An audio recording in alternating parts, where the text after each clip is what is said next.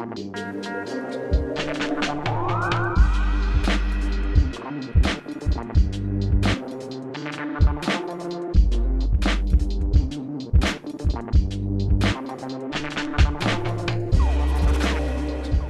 what's up, and welcome to another episode of Speak Life Radio right here on Gorilla Cross. I'm your host, Quan59. It's been a long time, but we are back. We have a dope interview tonight, man. Peace586 is going to be online with us in just a minute. But before we get to him, I want to introduce you to my co-host back in the building, my man Joe Seif. What's good? What's up, y'all? Everything's good, man. Everything's good. It's been a while. Yeah. Oh, man. It's been a long while. Lots of work, man. It's been too long. Everybody's been busy. Yeah. Everybody's been busy. Yeah, been busy. Make sure you check us out on YouTube. We're going to be checking the YouTube comments. So if you're watching on Facebook, we're not going to pay attention to you at all. So go to our YouTube channel, youtube.com/GorillaCross. It's on the screen. So if you can't find it, that's on you, not us.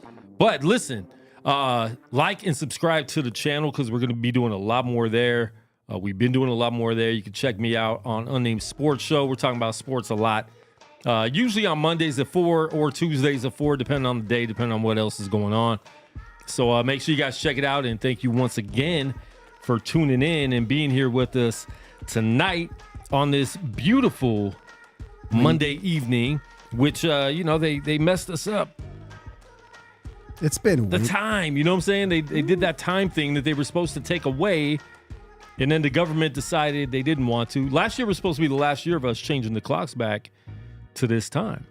Where was I? I must have been under a rock because that's new. I'm hearing about it right now. Yeah. But they ended up doing it anyway, so here we are. Man. What are you going to do? Nothing. Nothing. There's nothing you could do about it. But please follow us at Gorilla Cross on all social media. And if you have any questions, comments, concerns, hit us up in the chat, and we will be glad to take your call or your comment. Or if you want to call in, you can call in 702-608-3259. We might get to your call. It just depends on what we got going on. So we might not get to your call. But I'm going to introduce you right now to, and we're going to play his beats. His beats are going to be playing in the background the whole time. Actually, the one I'm playing right now is not going to be from his latest album, but from 365 that came out a few years ago. But all of his beats, we play him a lot, like for some of the intros, we play his stuff a lot. So I've known him for a long time, man. He's one of the Tunnel Rats, producer, used to rap. We'll talk to him about if he's going to ever, dust that off and get on the mic again. But we got live on the line, my man Peace586. Big up. What's good, bro? Yo, what's good? Chilling, man. How's it going out there in Hawaii? Looking all bright out there in the past. In the past. Yeah, everything's love here in Hawaii. I'm blessed. I'm just completely blessed. Now, what made you make that move to Hawaii? You were in California for a very long time, and then you went up to Oregon, I believe, correct? Yeah. Long story short, I always told myself my ultimate goal would be to retire and live here in Hawaii. And opportunities came about for me to transfer here. And I just did some research, did the math and the numbers. And I was like, well, why do I need to wait to retire to get here? Just go.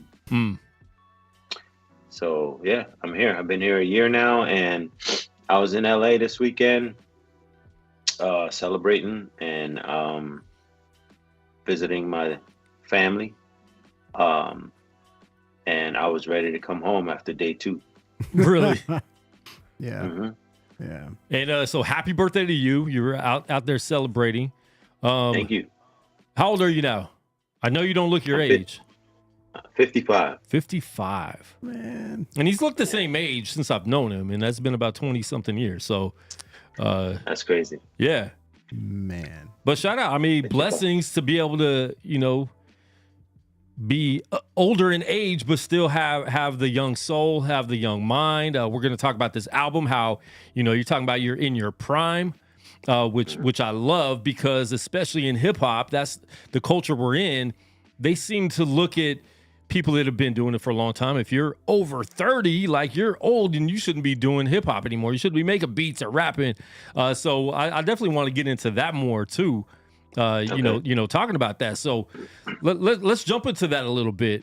55, still making music. A lot of people give up because they hear that. They hear, you know, oh, you're done. You're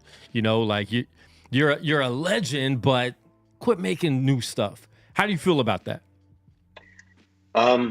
Well, you know, I've tossed around the idea of retirement many a times, and I've even tried to. I've sold all my gear, but at the end of the day, I've always come back to it because, you know, for me, it's not just about. I mean, music to me is definitely therapeutic and artistic, but for myself, it's my calling.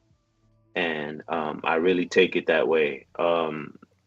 So who am I to tell God, no, I'm not going to fulfill my call? And I think people get caught up because they think, you know, success in music is based on numbers and statistics. Yeah. But when I look at the chart of the globe and see where my music is being reached, and when I get reports of people listening to the music and saying how it's affected their lives, you know, that's ultimately the calling and the gift. So I definitely focus more on that. And that's why I'm still making music today. I don't make music to fund my life. I don't make music to live. I don't need to sell a record to buy a burger. Like Chris Cooper used to say back in the 90s. But, you know, for me, it's more like, no, I just need to put the music out to the world, and hopefully it'll reach an ear to hear, you know, something good that can maybe question about life a little bit and see where their faith is. So I think it's, I think everything that you said is what a lot of us older generation of hip hoppers, or just anybody who's creative, I think that should resonate with a lot of us who feel like that is our calling. And then there's a bunch of us like myself who had the calling, and then ministry pulled us in a different direction, like with you know, me actually physically doing work at the church. Sure. I just want to say that hopefully everything you said will inspire a lot of the people who feel like this is their calling, to definitely ask God, seek it out, because you are living proof of if it's God given, because you obviously have a talent, an amazing talent. And the fact that even now on this platform here, that you're still saying, this is my calling, this is how God is using me. Like, I really hope that resonates with as many people like that it can touch, like with me, because like when you said, oh, I sold off some of my gear, you were contemplating retiring and whatnot. I can speak firsthand. I know that when I was in college, listening to your music and not just TR's, but like just your solo album, where I was like, man, this is really ministering to me. And instead of me going out and doing X, Y, and Z, I want to sit here and listen to this so that I can like perfect my craft. So I think it's amazing that you're still, I don't want to use the word like obedient, but like that you still hear the calling and it still tugs. You know what I'm saying? Like that God, like you know that God gave it to you. And I mean, you touch a lot, and I know you don't do it for the money, like you said, but you touch a lot. And I mean, I feel like there's a lot more people that are creative, that have the talent, that have kind of like, what's the word I'm looking for? They let the oil run out. Yeah. And I really hope anybody listening that they'll hear that as like a, hey, you know, even if you're just keeping your fingers greasy, because a lot of us need that. But do you think for both of you, in any other music genre, you can be an older artist and keep going forever, and they respect it? For some reason in hip hop they don't. Peace, what do you think about that? Yeah, I think because you know, hip hop is like the most popular genre of music. So everything's geared toward, the youth and trying to keep it young and popular. Mm. And so the kids have their own style. They have their own, idea of how hip hop should sound. And that's fine, but it's not like, I think we get lost in the scene of it. Like, so, cause we're constantly fed all this stuff visually, like on our phones and on what's hot. But what we don't focus on is, no, there's a good group of people like in our ages from 30 to 50 that still listen to music, and they still want something good to hear. Yeah. So and I don't mean good that the other stuff is bad. I mean good according to their tastes. Because I know what I can do best. I can't make what's out now. I can't do that. Yeah. But I also know that that's not my job. My job is to make what I make and have it appeal to my genre or my group of people that want more of what I bring. And that's dope as artists to say that and to stay in that lane, because we see a lot of artists that try to conform to making the sound that's popular. And to me, is like, you're not going to buy a painting of somebody that you're a fan of their art if they start making a coloring book. Right. And so I don't understand why artists do that. I know some people are in it for the money, and you said you're not. That's not your meal ticket. You have a job, you have a career. But for a lot of these people like that, that's always disappointed me, because I'll see some of these people that I was fans of, but then they conform to what the music is right now. And I guess if you do it the right way, it could sound cool and you could be relevant and still be who you were. But to me, it just looks like a lot of these artists are chasing the popular thing, and they're not making art. It's just becoming, like they make music, I guess. Well, Quan, I mean, that ultimately leads you to question, like, what are you doing it for? Exactly. Right? Like, and look, I'm not to judge anyone, everybody goes through their own ups and downs, their own trials, whatever, but it's also good for the artist to question themselves, and I got to that point where I was like, well, what am I doing with what I have, with this gift, with this, and I finally just said, you know what? Just keep making it, keep putting it out. If people are still willing to support you and buy it and then bring you back reports of praise, like, yo, I need this, this music is dope, keep bringing it to us, then how could I not? Right? It's a gift. Yeah. And how can I not share it? That's why I don't understand rappers that are so gifted and talented with their pens and their gift of speak, or like, how do you tell God, no, I'm good. I'm just not. I'm not gonna write no more. Right. Or how do you tell the Creator that created you and bless you with this gift? How dare you? You know what I'm saying? Like, for me, that's how I took it. I took it like, how dare me? Tell God, nah, I'm good. I'm just gonna stay right here and just chill. That is basically, slapping God in the face. So I had to be obedient to that, and that's just me personally. I'm not taking shots on nobody. Right. You know what I'm saying? I'm just saying, this is how I see it. This is how I view it, and so be it. But what you're saying is biblical too, right? Because I mean, they talk, the parable of the talents, and people, hiding their talents, investing in their talents. I mean, that's kind of the same type of thing. Like, we do that a lot, and I think going back to you saying, what's the reason we're doing it for? Yeah, we're called to do something. Like, that's the mission. Absolutely. That's part of why God put us on this earth. We have a lot of different things we're called to. I don't think any of us are called to just one thing. Go ahead. So each one of us today woke up. Yeah. Each one of us today were allowed to wake up.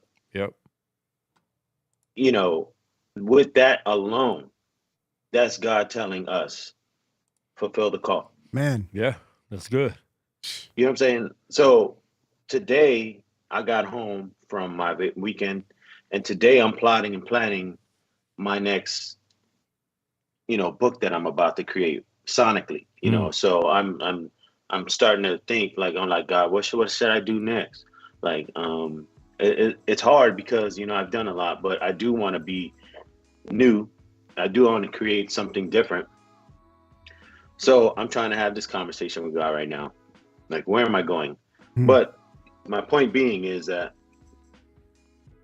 when God says, hey, you're done, then you don't wake up.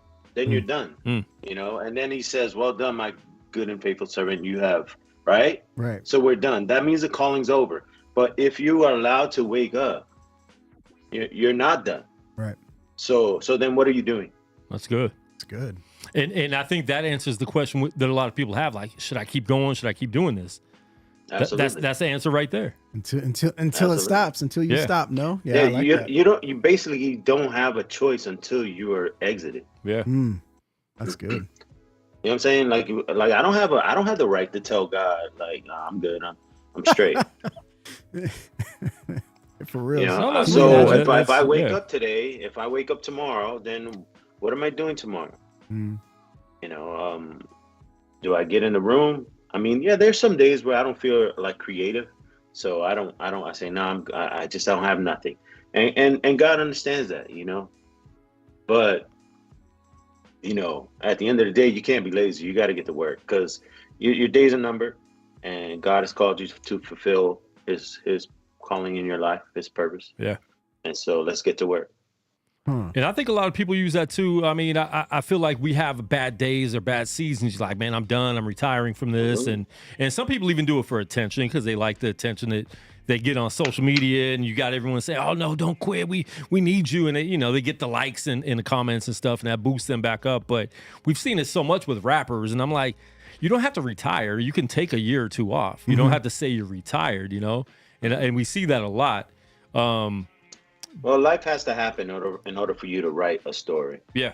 Facts. And the story, is also told sonically. So, I can't just sit here and say, oh, I'm just going to write a quick, book real quick. I have to live life in order for the book to be written. Yeah. So I have a question. So when you say, so like you just got back from vacation and you're having conversations with God, like, hey, so what's your idea? What's the plan? Like, what do you have from, like, which way should this next book go? Right. Like what's the process? Because when I listen to your production and like on Instagram, like a lot of the times, like you, when you were doing, reels and showing your creative process, I'm really intrigued by it because, like I love production. I will ask you all kinds of questions about your equipment. What was like I can go in, like you and I can, like I will just pick your brain. But gotcha. When you're having that conversation, is that like a normal thing for all of your projects? Like do you sit, do you meditate on it with God? You kind of figure out where it's going and then you like write it out, plot it out? Do you hear it in your head? Like, is there a concept to every track? Is there a concept to every project? Like, how does that look? Well, I was taught from early on, and when I started making music, how to create albums and not just songs.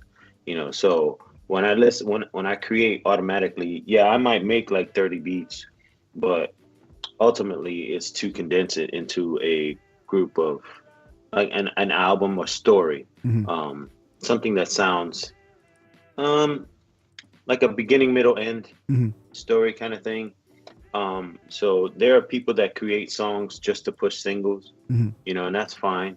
But I was taught that, hey, we're not just making a song here. We're making a song that's going to fit an album.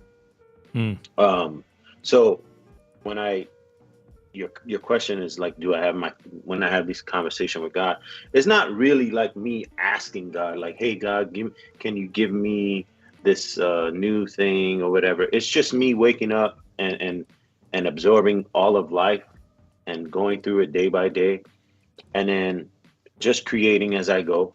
Nice. And then as I go, I can say, oh, I see where we are. Nice. I kind of got this theme now, and then I create everything within the theme. like the album prior to this one with Daniel Steele, the Soundscapes joint. You know, that was supposed to be a solo thing for me that he was helping me on, and he was adding so much to it that I was like, yo, this cannot be just my joint. This has to be a collaboration, you know? So we came up with an idea of taking these songs and making them 3 minutes long, but starting kind of like my style and then transitioning into him. Mm-hmm. So if you listen to that record again, you can hear how the changes are made. So it's our record more than just my record. Dope. Is that the first time you've done a collab record like that with somebody? Yeah, especially beats wise, just beats. Yep. Mm-hmm. Yep. Wow. I love it.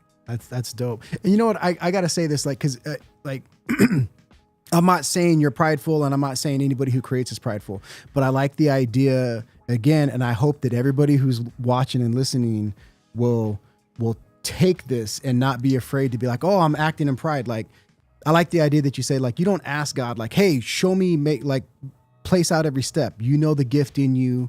You do it, Yeah. you know, you absorb life and you acknowledge God, and the creation is already there. It's a talent that you have. So you go with it. It's kind of like when I'm painting, I don't ask God, hey, what should I sketch? I just start sketching, and then I go from there. And then like you have such a relationship with God, and you know that it is your calling, that you're like, okay, I see how this is going to minister. I see what you're trying to show me here. Like, it's not like I can't make a move without you, God. I think that that is dope. And speaking of painting, do you have a Instagram yet so you can start selling your work? No, I don't. No, I don't. But yeah, I think it's really, really, especially for creators, especially beat makers, because rapping, yeah, we can sound like somebody else, and like we could, but like beat making is, you can't rap without the beat unless you do a cappella.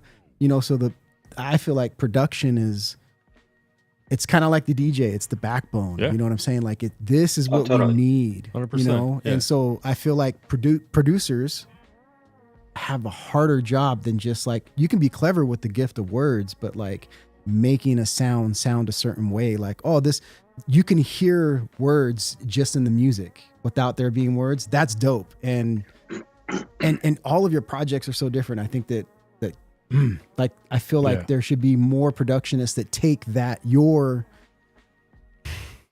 the idea of like, hey, I got the gift, wherever you take me, God. Not just like, oh, we're going to make this beat to sound like this new joint that so-and-so did, or da-da-da-da-da, you know, like, I think that's be more free. I think that's dope. Thank you. I want to get into some of we got a lot of comments going on too, so we'll post those up. Oh, all right. Let's see. I didn't D Fawcett production is the foundation. Word up. We got a lot of comments in here. Marco Lozado, big shout out to the cuz Peace586. My cuz, yep. The journalist, don't bury your God-given talents. And that's something, you know, we talk about that on the show a lot, but, you know, we want to keep reiterating that, because that's something I think we all can get caught up doing, especially in the social media age where we're trying to please so many people. That's where we shoot ourselves in the doing foot. so much for likes and comments, and it's like, you'd be surprised how many people are looking at your stuff that might not push like, but they see what you're doing all the time. Yeah. Like Peace, I'm not sure if I like all his stuff, but I'm seeing him every day. Like, I'm seeing his stuff every day. You know, same thing with you. Like, I see your stuff every time you post. So even if we don't like it, like, people are seeing what you're doing. Right. So sometimes we get too caught up in that, and you know, it's not good. It's not good for our mental health or physical health. I mean, we also got to remember that this internet thing is called the World Wide Web, right? Yeah. So we get caught up in well, I used to. I don't anymore. You know, I used to get caught up in why aren't I being seen in my, you know, my city or my town or my group. Even the sub-genre Christian hip-hop, which I hate. You know, I used to get frustrated, like, why am I not being seen? And God showed me, well, you're way bigger than this. Come on. Like who are you to question me again? Yeah. To question me and where I am sending you. You know what I'm saying? So I have to be obedient and just do my work and just put it out and let it go where I trust in him for it to be heard. I don't know if there's a little kid in China that is like being ministered to the joints. I don't know that. Right. Yeah. And why should it matter to me on where the numbers are being run? I can see the stats. I'm looking at them right now, as a matter of fact, because I was curious on the map. Yeah. And I was like, oh man, this is dope. Like it's like all over the nation, and even the world, but again, it's something that we have to apply to ourselves and tell ourselves, like, shut your mind off, like, and just obey the call. Just make the music, put it out, and just leave it alone.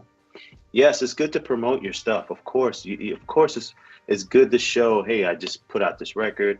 I'm doing this interview to let everybody know I got a record out. Yes, I want you to buy it, but if you don't buy it, you don't buy it. It's not gonna keep me starving. You know what I'm saying? I'm still gonna go have some poke tonight. Come on. So it's all, but I don't know. I get frustrated, but I have to calm down, and I guess that's why I'm here in Hawaii, to keep my sanity. Well, man. I can tell you this much, my man. Like, if you don't hear anything else from me the rest of this interview, let me just say this: your projects, even in the past, they have touched many people, me specifically, and I've used your music to let non-believers hear it. And when they get the head nods, they're like, dude, this guy's a Christian. And I'm like, yeah, this crew's a Christian. I'm like, yeah. And it gives me an open door to minister the gospel. Like, just not even like, oh, preach to them. Like, they receive the fact, like, oh man, you're the coolest Christian I've ever met. And it's because of the music. So, and we've talked about that on the show before, how like Tunnel Rats back in the day were one of the first crews we could actually be proud of as Christian hip hop fans, to be able to show this to other people and say, yeah, these cats are Christians. Yep. And it didn't sound corny or too preachy. Like, it sounded hip hop, but they still got a message in there. And yeah, I think that's dope that they've maintained that for so long. 100%. So just be encouraged, man. Like God has used you specifically in my life and the people that I've touched. So like by default, by proxy, you've ministered to people that I've come into contact with through your gift. So if you hear nothing else, be encouraged by that, my man. Thank you, man. I appreciate it. And of course I hear that all the time. And dude, it doesn't get old. I'm telling you right now, it doesn't get old. I love hearing these stories. But it's still the reason why I dropped this new joint, because I know 10 years from now, I'm going to hear that story from that kid that heard the 3D album that was inspired, so ultimately it's still continuing, the tree is still growing, the roots are growing, and I'm thankful that I'm still able to continue the call and I don't take it for granted at all. Still. What tracks on your new album, like, or the new project you got coming out? What do you think is, if you were to say, hey, listen to this track, this is my favorite, or this one means this much to me, which track would it be? Well, I like this new album a lot. But sonically, like musically, I think the best piece of music that I've ever made in my whole life is on this record. And it's the track called Falling. It's beautiful. It makes me feel a certain way.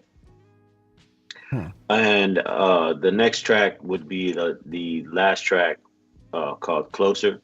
And it's basically like my heart saying, all I want is for God to draw me closer to him, so I can hear exactly what how my life is to be fulfilled and what he wants for me to do. Yeah, you could get the album. You can get the album right now, 586beats.bandcamp.com. So make sure you guys all check that out and get the new album. And I'm gonna do. You still play vinyls, right? I do. I'm gonna do some for Joe Sipe live on the air. We're gonna buy that vinyl. What? Yeah, you got the vinyl, bro.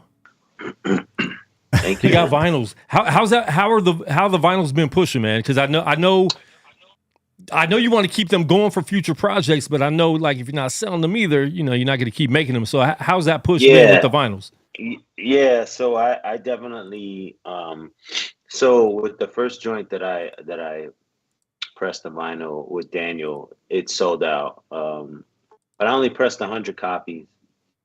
So with this one, I was like, okay, I'm gonna push it, and I pressed 200, and there's a number that I need to hit in order to recoup the total budget, because at the end of the day, I'm not gonna go broke spending my money to fund the project that no one wants. Yeah.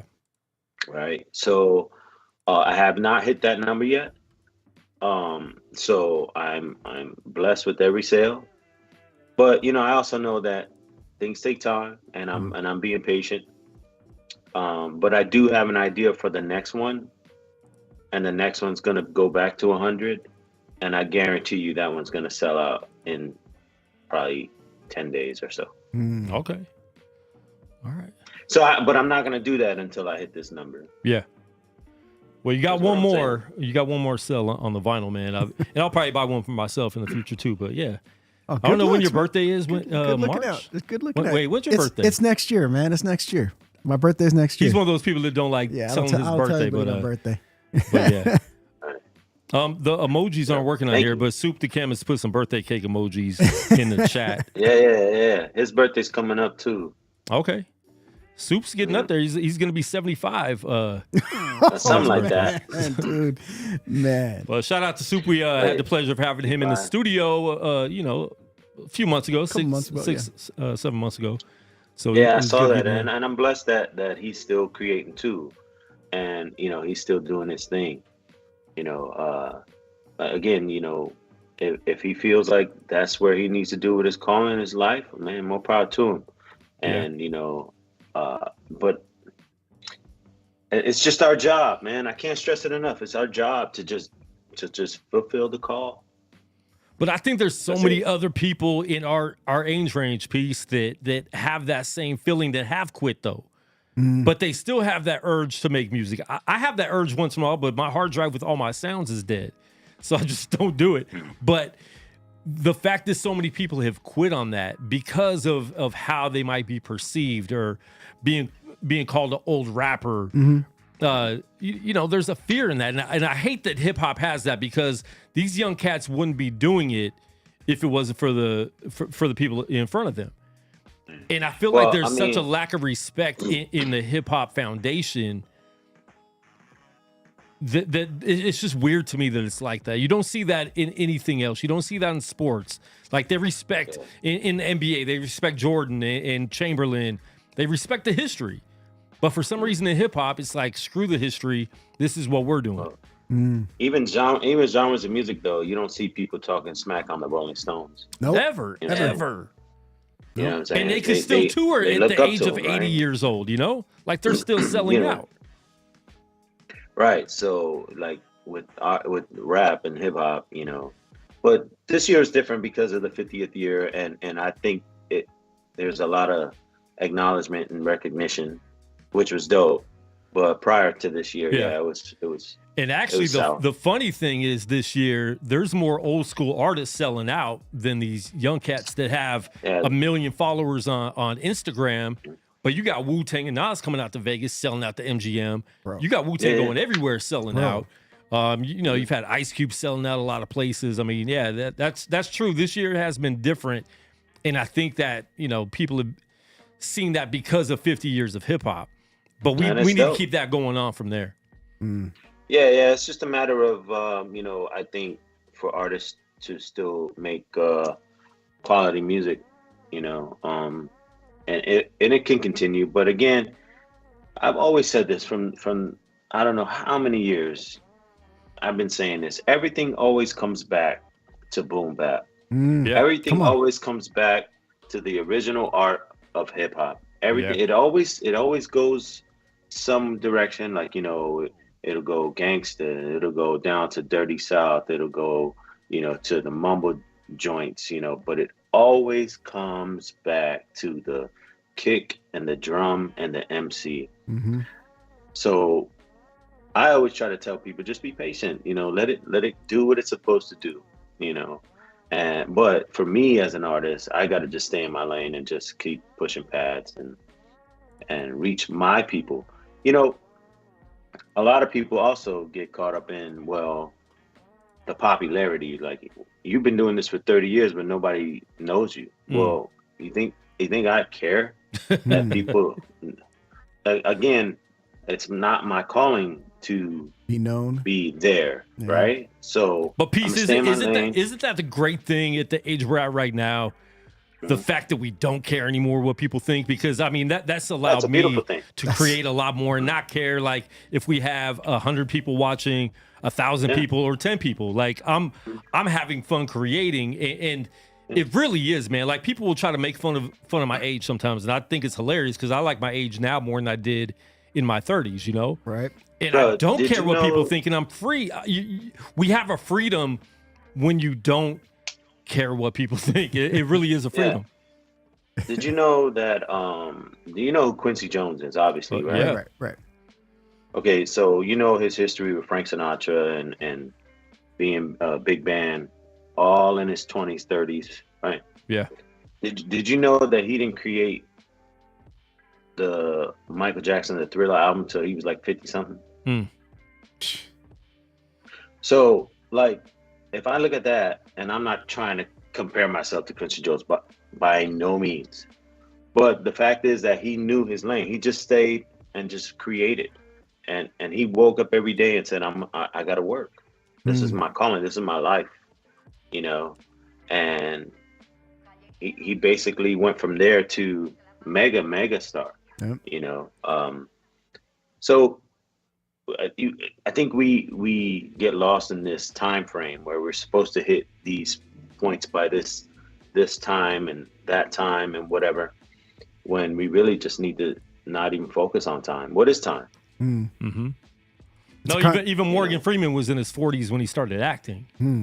Right. You know, and yeah, there's a lot of people that you know, you could look at that didn't get famous until they were, you know, much older in life and didn't start what they're doing now, what they're known for to us, until they were, you know, 40s and 50s. Pretty crazy.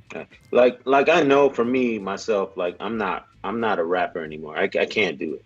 You know, I feel like I'm not good enough at it, and no matter how many times I might have tried to write and see if I can somehow make something when I record it, it's just not me. Don't get me wrong, it's something that I feel like, yeah, maybe I should. But when I do it, I'm like, nah.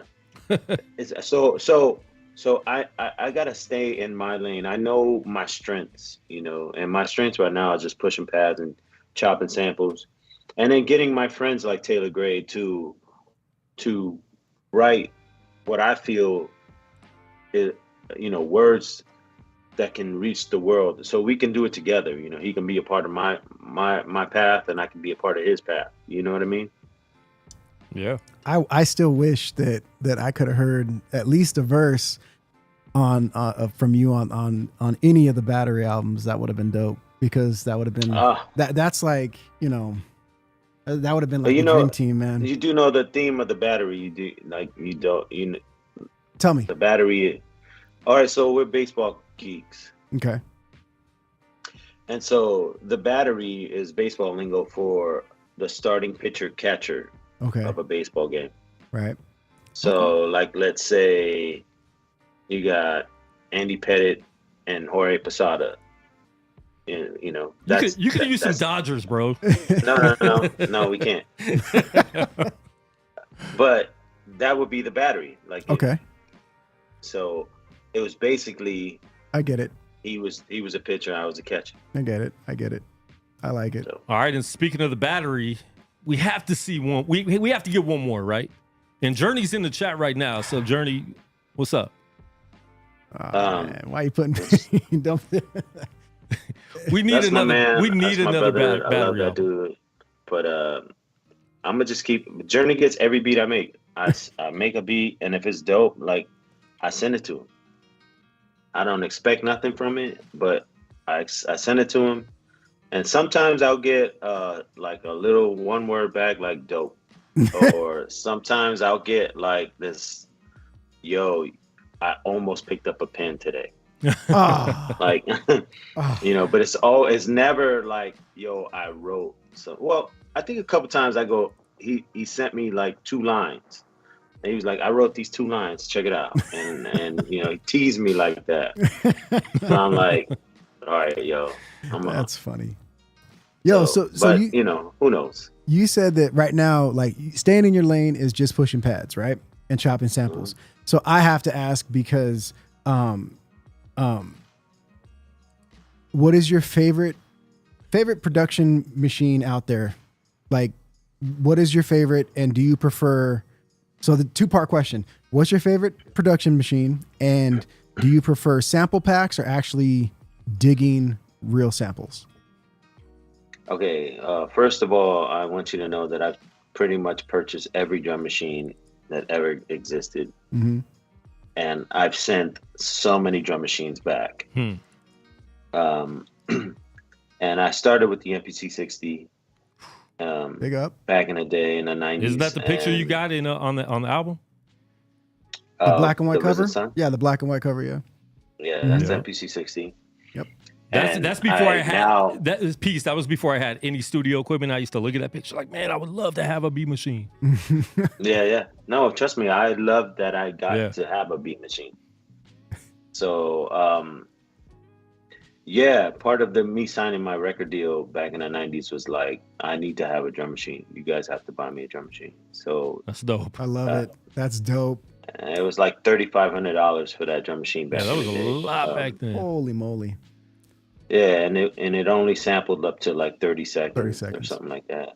Yeah, because I had the expansion added to it. It was 15, and then I got the expansion added to it. So I used to put the vinyl on 45, and I used to spin them really fast, Mm-hmm. and then I would hit record just so I could get a bigger chunk of the sample, Mm-hmm.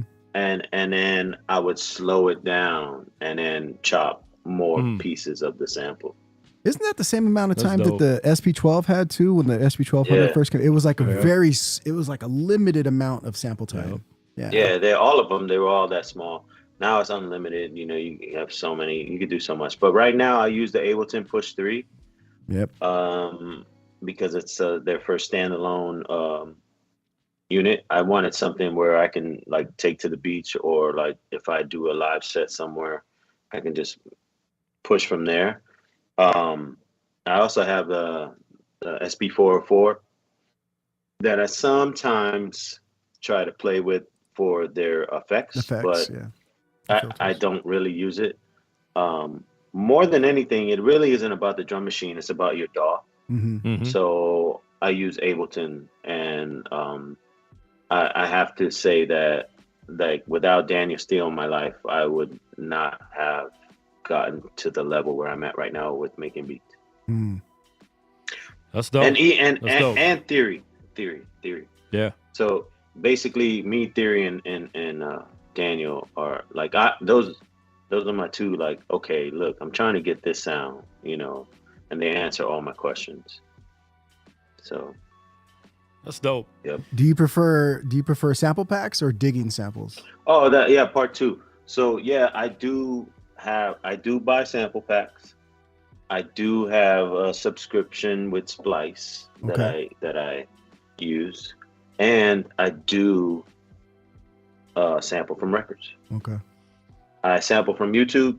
I sample a lot of things. A lot of man, what I do a lot, is like I'll be out in the street, just whatever, and I'll be in an elevator, and I'll hear like something playing in an elevator or in a mall or in a restaurant, and I'll pull my Shazam out and I'll just Shazam stuff, and I'll take a snapshot, go on YouTube, and download it, and chop it up from there.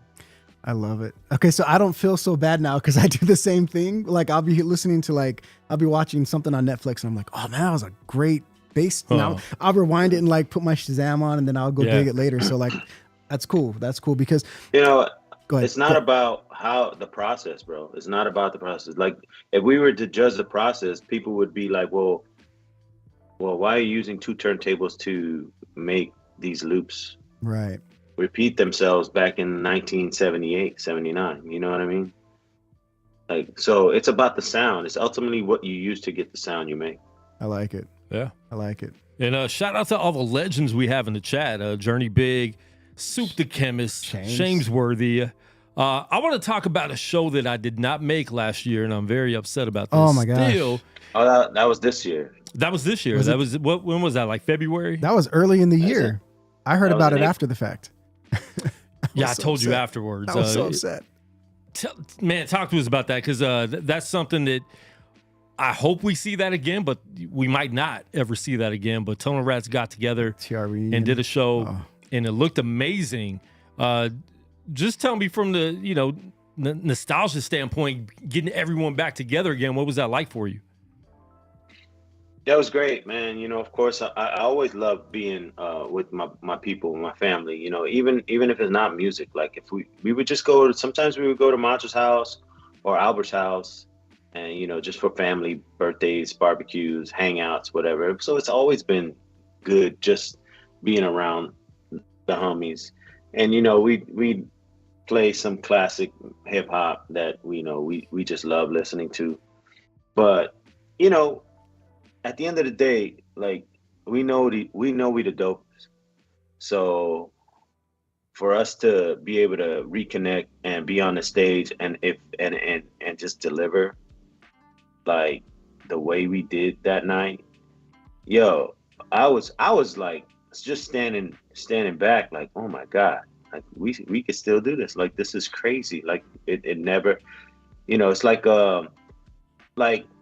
you see what's that dude, the big three, Ice Cube's league. Yeah. When you see these guys, still balling out, like oh dang, these guys can still play, so it was almost like that. Will we see it again? I don't know. But I was blessed to look when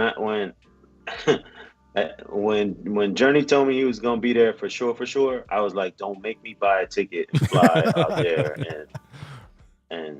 And when he gave me the guarantee, like, yeah, I'm gonna be there.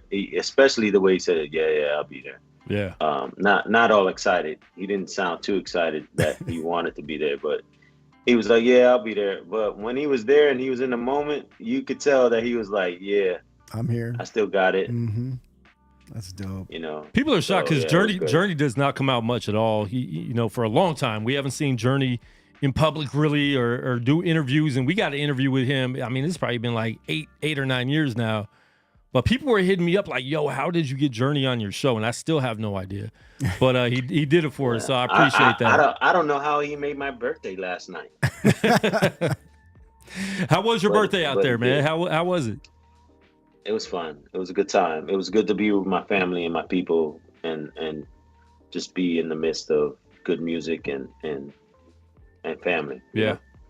I think it's awesome, and I hope I don't sound like a cynic, but I think it's awesome that you're like, yeah, I was back home and I couldn't wait to get back to Hawaii because I feel like because I'm a Californian, like I'm a California native, but every time I go back home, I'm like, I love it, I'm here, but I want to. I don't like it's just the vibe there now. It's just kind of like I'm good. I want to go back home. Yeah. Like, yo, the thing that gets me is the traffic and the too many people and it's too fast. Yeah.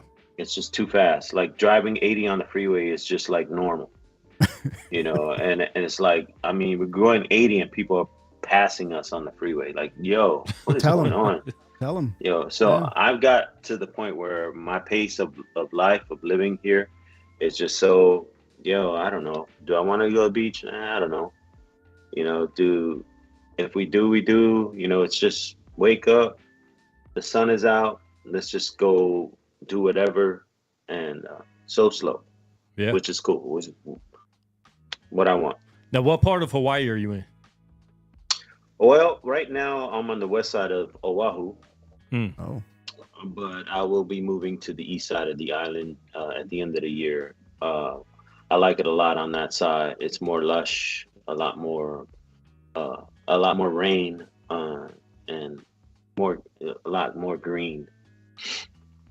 How much And research my did you do before you moved out there? I mean, obviously you were thinking about it for a long time. You just didn't do it in one day, but yeah, what was that process like of just moving out there? I feel like Hawaii's so far and like such a big deal expensive. to make that move. It's not like moving from Vegas to like, hey, let's move to LA, but it's a major change. What was that process like? Well, I vacationed here a few times, and the last time I vacationed here, I was like, I did not want to go back home, So it made me do some research on the math of it, the economics, and I did see that there were some benefits for me being a federal employee. That I was like, oh, okay. They don't. Hawaii doesn't tax federal pension. Hawaii doesn't tax Social Security. So you get to so keep those all are of two. that. That's good. So those are two things for me. Like, okay, I could see like if I did retire, those are two slight benefits. Yes, it is more expensive, but it's just as costly as California. Trust me when I tell you that. It's just as costly. And if I'm going to retire in California or Hawaii, I'm picking Hawaii. 100%. I mean, in December, I'm going to purposely go put a Christmas tree on the beach and take photos. That's great, man. That's great, man. We got to come out there and see you, man. Yeah, man. Hawaii. Definitely. If you get out here, let me know. I'll take you to some of the spots that for sure. I love going to. And there's a good hip hop scene here. I mean, it's not as big, but when they do events, they're dope. And they love the TRs here. So I got a lot of heads that hit me up about Tunnel Rat stuff out here. So I'm blessed with that too.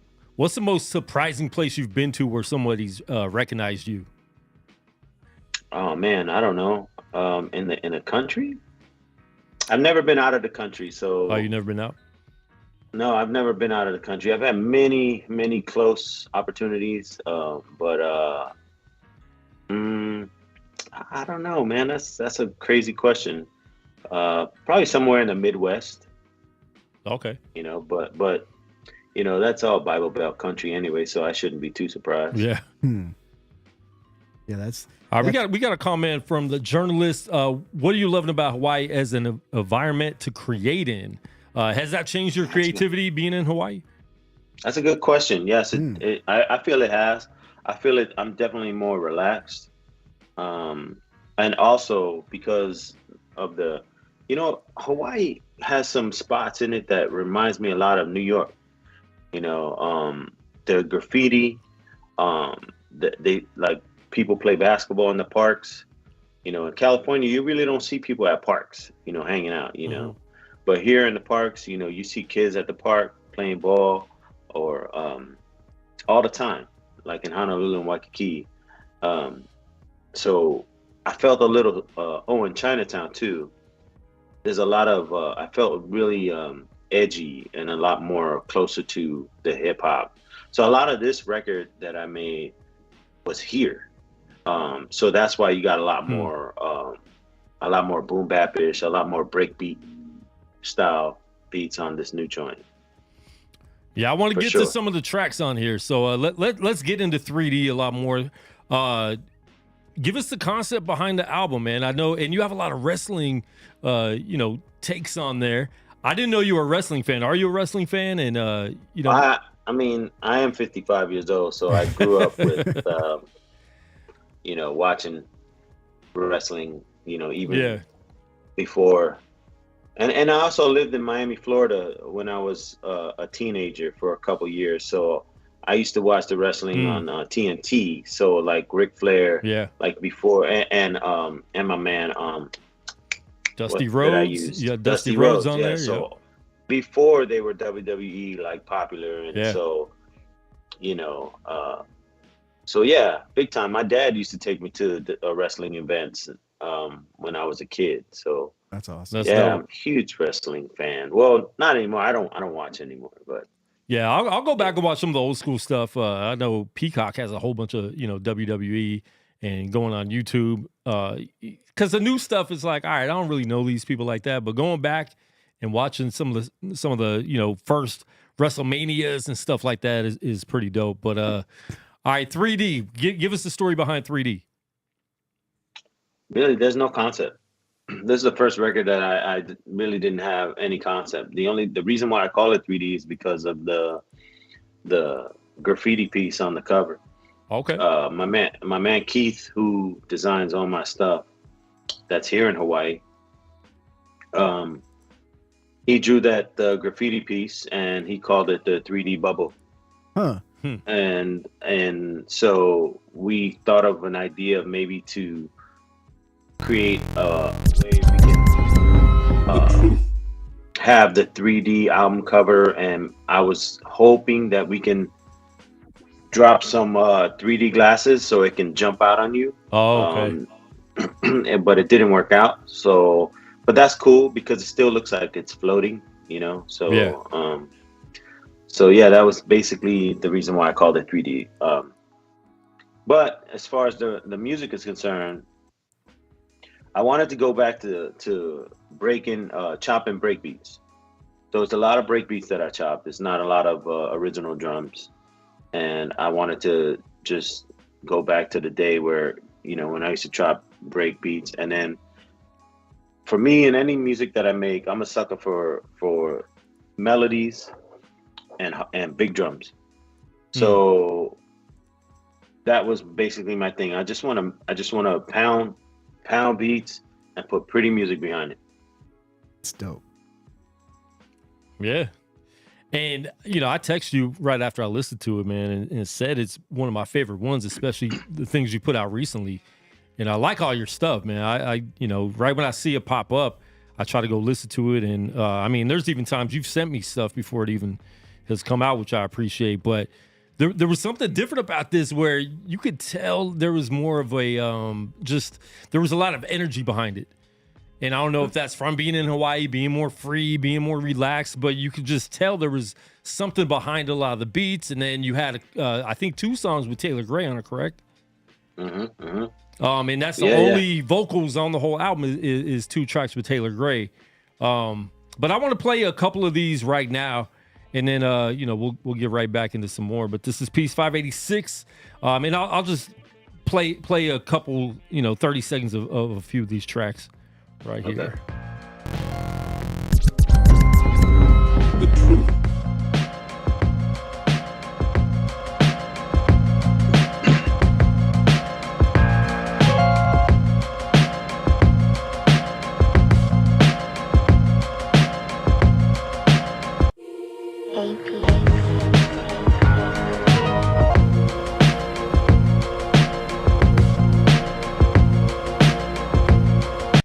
You want to know why? Because All right.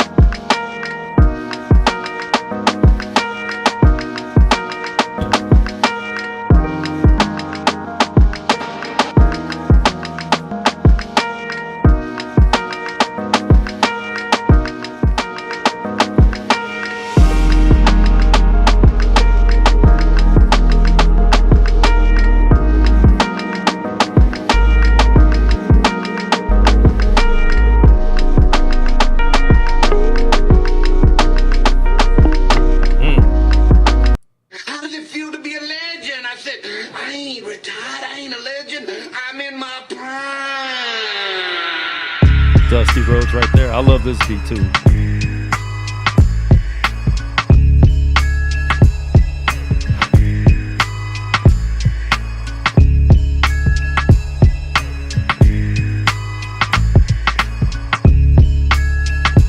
I'm in my prime.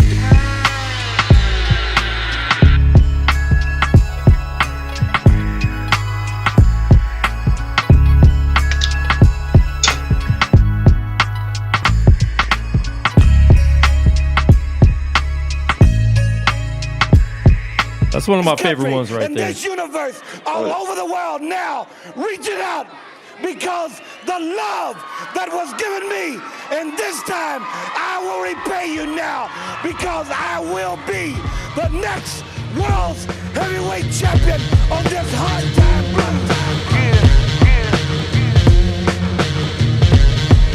Like that, sure.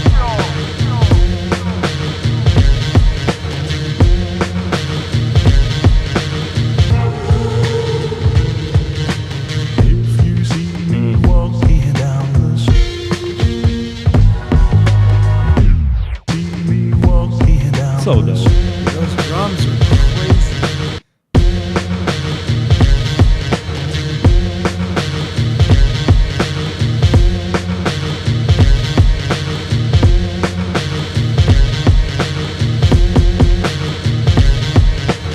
And I sent Joe Seif the album, you know, a while ago, but he didn't want to listen until we listened on the show. I He wanted to wanted hear the it first live. reaction. Like, so this is my first reaction. Oh, okay, cool. And I've listened to it at least 90 times.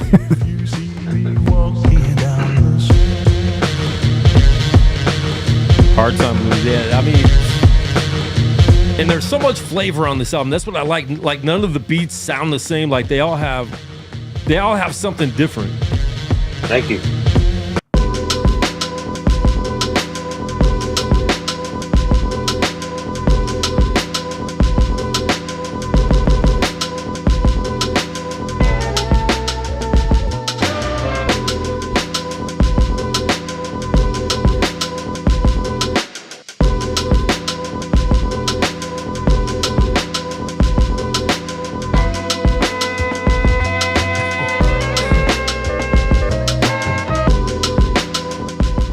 Sundance said hard. I just socked a coworker in the chest.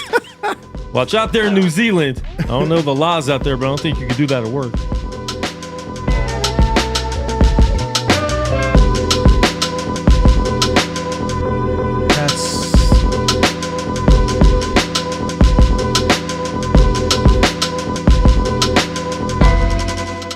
All right, this one right here is featuring Taylor Gray, letting you know. Yeah.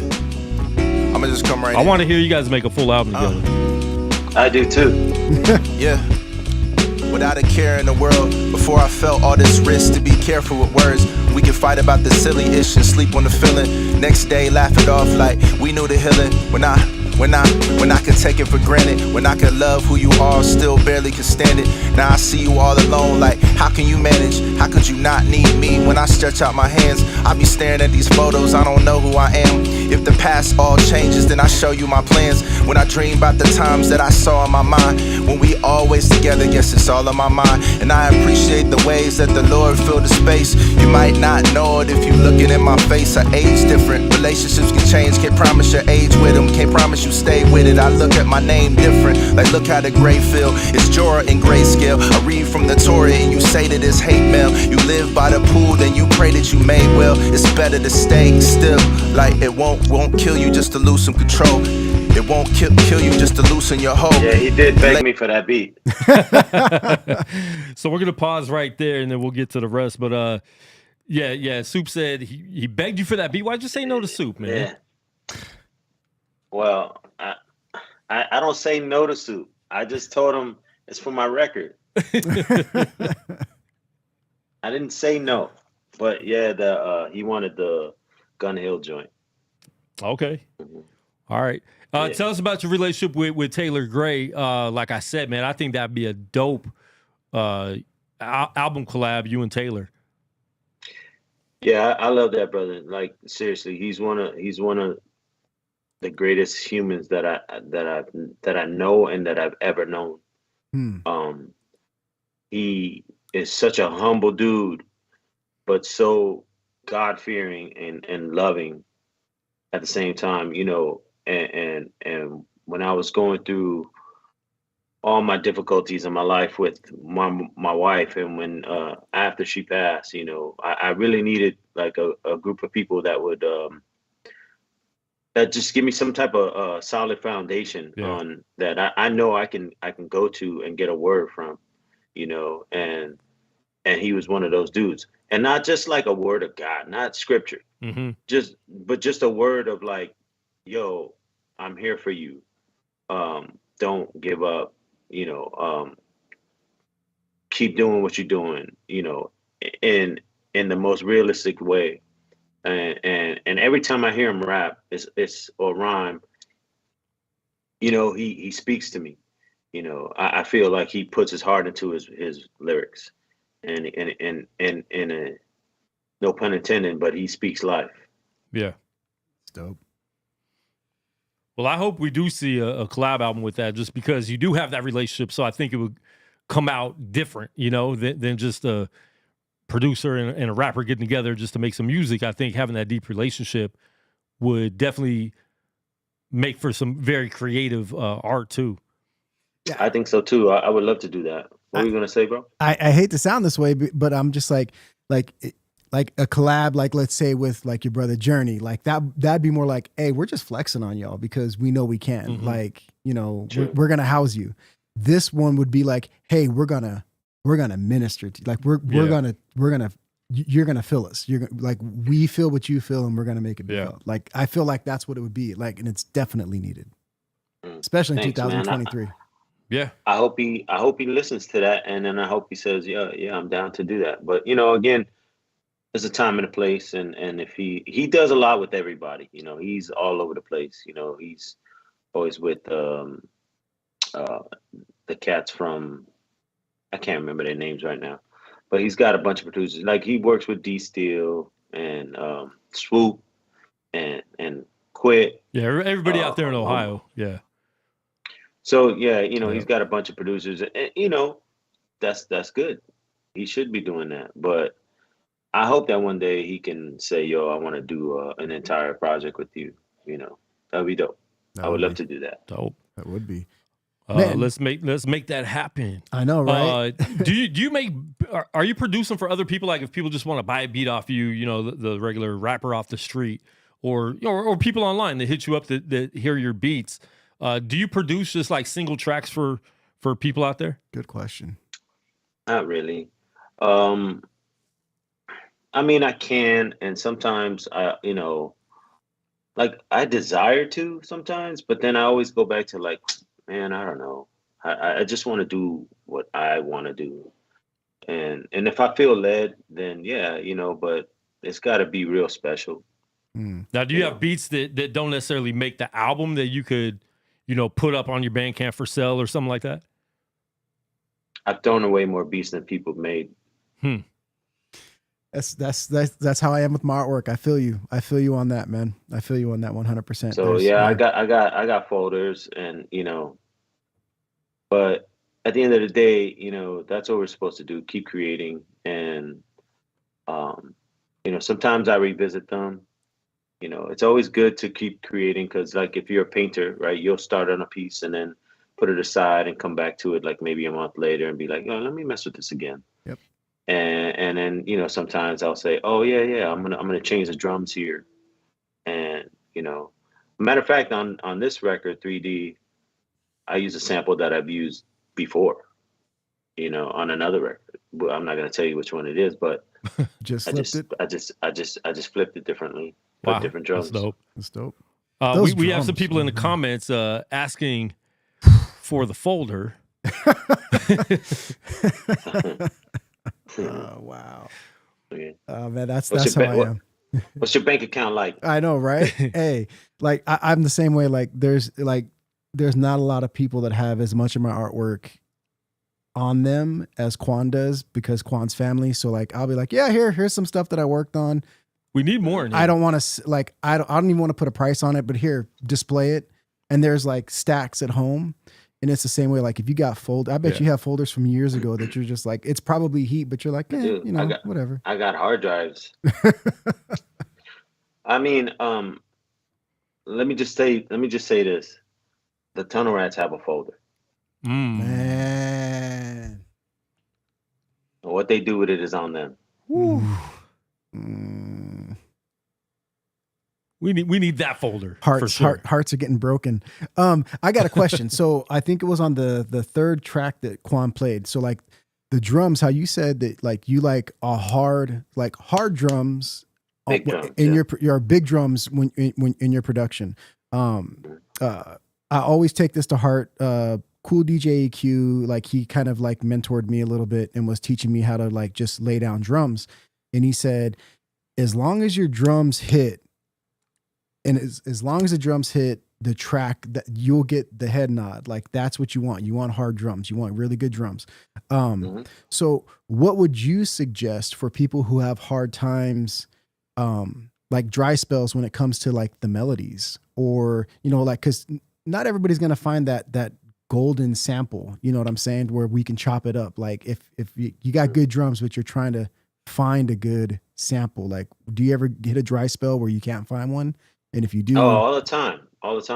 So Yep. All the time. What would your remedy be? I'm just picking your brain now because like, Okay, so basically what I've been feeling with hip hop music in general is that hip hop has lost its soul. come on. There's no more soul in the music. It's just sounds to me. There's no melodies, there's no harmonies, there's no, you know.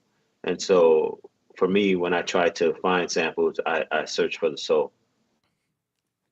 That's good. Man, I mean, it's tough. It's really tough. I know that there's a lot of people that watch the show, aspiring, just creatives, right? And there's some people like, I only rap, but I'm just getting into DJing, or I'm getting into like producing or beat making. And we've talked about, hey, we're going to do like a, you know, send us in your track and we'll help you like, you know, kind of put it together or stuff. So what would be the best advice you can give to anybody up and coming who, okay, I just got this new MPC, or I got the new whatever SP or whatever it is. Where do I go from here? Like, what's the best advice you can give to like an aspiring producer? Beat maker, producer. Yeah. Well, first of all, beat making and producing are two separate things. Right. So if you want to be a beat maker, then make beats. You know, just try everything. You know, try different styles, different techniques, different methods. You know, there's a bunch of tutorials online. Not everyone's right. You know, just grab the bits and pieces for you and then create your own lane.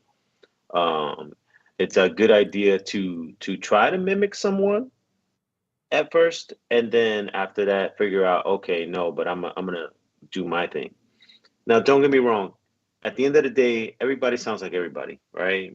You know, so everybody kind of makes a beat to where it's like, oh yeah, somebody will say, oh, that sounds like this, right? So at the end of the day, you know, we're all students of the game. But I think my identity, people know me as just boom bap, you know. So once I found that, I said to myself, well, that's my thing, so I'm gonna stick with that. So for the new person, yeah, it's okay to try different things, but once you find your thing, then grab onto it and just try to perfect that. If you guys want to hear more from Peace586, we're gonna play you know, the rest of the tracks or samples of them, but make sure you guys go get the all the music. I mean, he has more than just the one we're playing right now, but 586beats.bandcamp.com. And you could buy all the music there. Support the artists. We talk about this all the time on the show. Like, you can go to streaming sites and download or just stream stuff. But please support the artists so they can continue to put out dope stuff. You know, especially a lot of artists. We have a lot of artists that watch the show. You guys want people to buy your stuff, so in turn, go buy other people's stuff. And hopefully, you know, the favors returned in the future when you're out there making music and putting out projects and stuff like that. But, you know, go check it out. This is not the only one he has. He has a lot of music on there. And buy the vinyls. If even if you don't play vinyls, like, I'm going to get one just for one of these shelves in the studio. So buy the vinyl. I mean, it's dope to have some good vinyl in your hands. Always. And if you don't have a record player, they're pretty cheap right now. Go buy one. Go buy a turntable. Or you might know someone with a record player. Yeah. I've got four of them. I've got 4 of them. I got a Newmark over there I got to dust off. But yeah, make sure you guys go check it out. We're going to get into some more of this music right here. I think we stopped at letting you know. So we're going to play a Style and Profile right here. Well, what it tells me, Lance Russell, is today, woo, I've got the style and profile like never before. nobody like Ric Flair.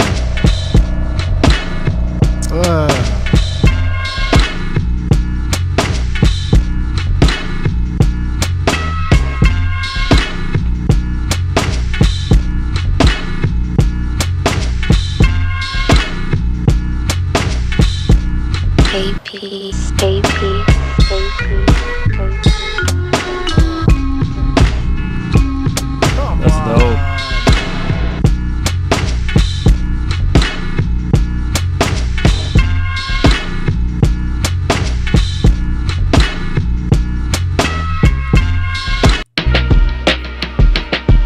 Next one's called Falling.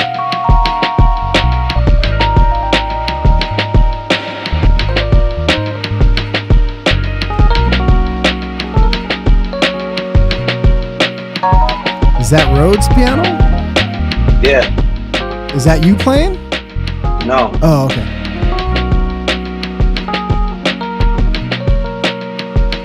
Yeah, this is nice.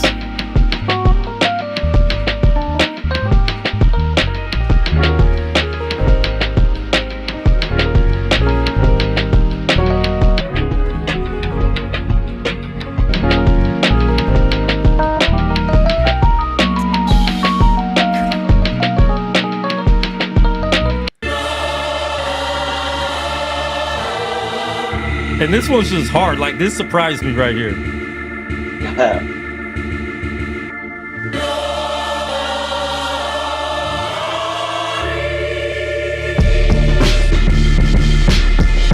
It's so hard, huh?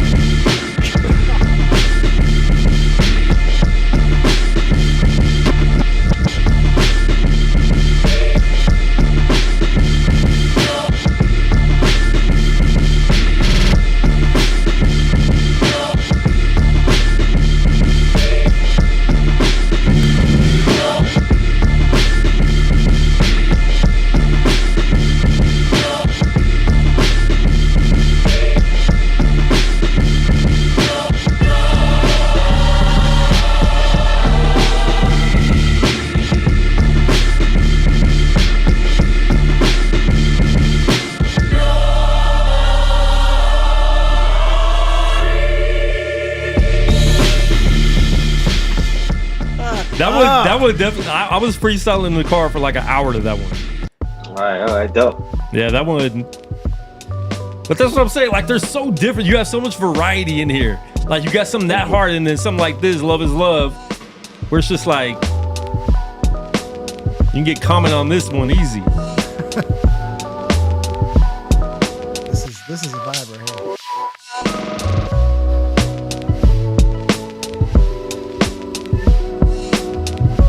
Yo, bring the mid school back, y'all. Come on.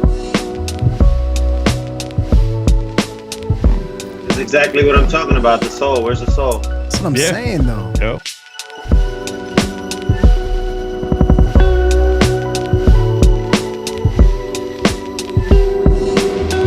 This is fire. And the other thing, like, there's a lot of tracks on this one. You know, some of them you've had, you know, you got some tracks, but this one is full. Yeah.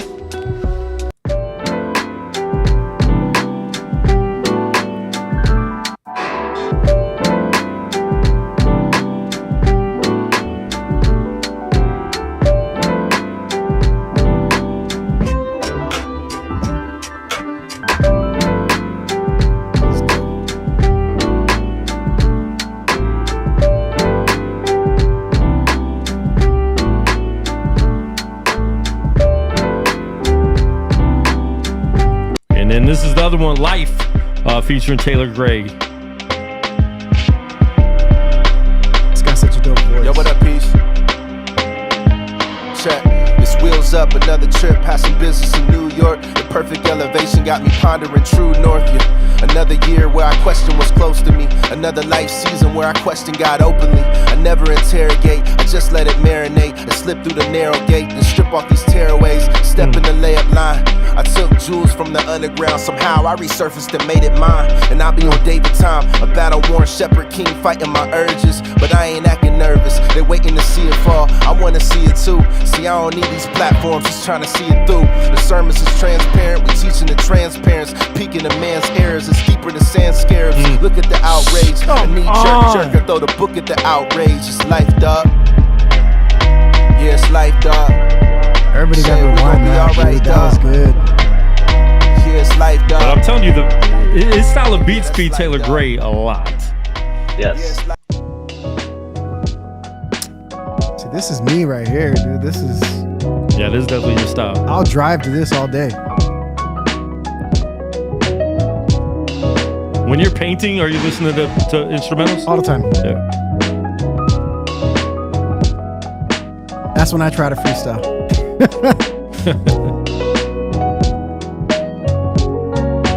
Oh, this is fire. Soul, you know what I'm saying? You're going back to the soul. That when you could just listen to beats and you feel like the life in them, you know, like that's the pianos are super dope.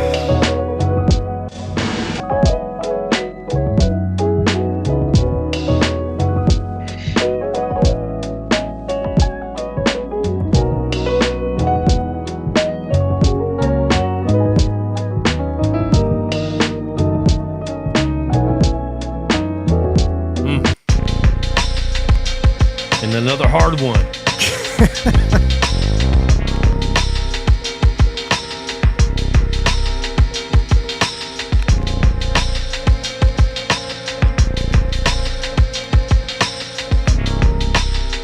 I'm so glad you didn't retire. Peace. For real. That little.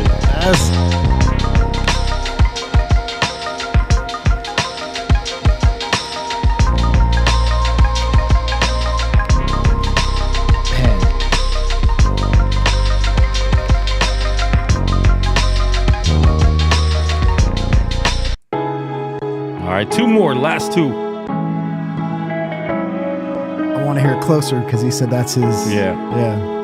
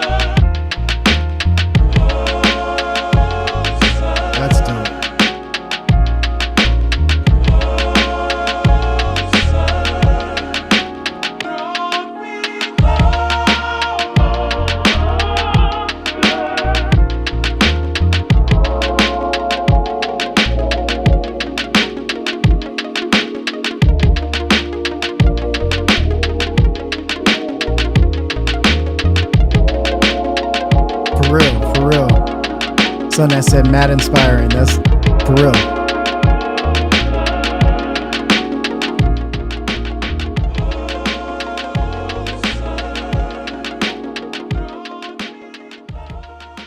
Yeah, that's Peace586 with 3D. If you guys don't have that yet, make sure you go get that 586beats.bandcamp.com.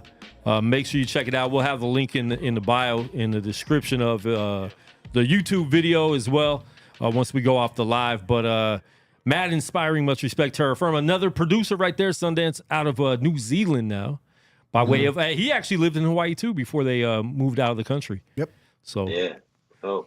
shout out to Sundance out there. A lot of the beats we play, all the intro beats we play here from Terra Firma Productions. So shout out to all these dope producers we got. So I got a question. Yeah. So when I was listening to the album, when I was listening to the record, so like you say you use push. So when you're triggering, is there a lot of single note? Is it a lot of chops, or is it a lot of loops, or is it just everything?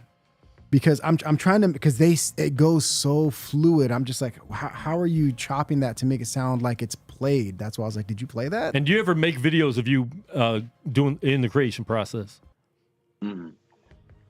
There's too much of that going on right now. I don't need to get caught up in that. Yeah. You know, I just need to make music and go. Well, as far as the production is concerned, no, the extra keys were played by a friend of mine named Jonathan Hubert, and he basically just makes me sound like I know what I'm doing. and you know, he's just a great piano player, and I just send him tracks and I tell him, man, just do your thing, and I'll send you some money, you know, help you out, you helping me out.